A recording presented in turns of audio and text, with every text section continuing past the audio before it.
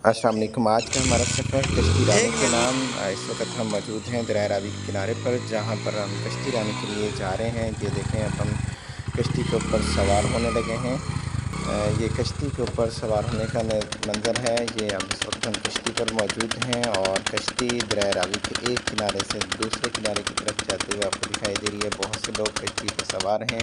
ये खूबसूरत व्यू है, साथ सूरज का नज़ारा भी एक खूबसूरत मंजर पेश कर रहा है। ये पानी की बुलंद सतह आप देख सकते हैं और कश्ती के ऊपर आप पाकिस्तान का झंडा भी आपका वेज़ा किया ये गया आप है। जो यहाँ देख पर रहे हैं ये जो ये आप देख रहे हैं, ये कश्ती कश्ती को को मोड़ने मोड़ने का का स्टीयरिंग स्टीयरिंग है, है। जो कहते हैं। ये कश्ती आप जाते हुए मैंने दिखाई दे बाज़ात रहे खुद हैं। जो ये खूबसूरत अंदाज़ा पूरा लगाया है, अभी मंजर बहुत ज़्यादा हद इर्द तक गिर्द का पानी जो की आपको स्पीड भी दिखाई जो दे है रहा है। काफ़ी ज़्यादा इस तेज़ वक्त दिखाई पानी दे की रही है। सतह भी काफ़ी बुलंद है।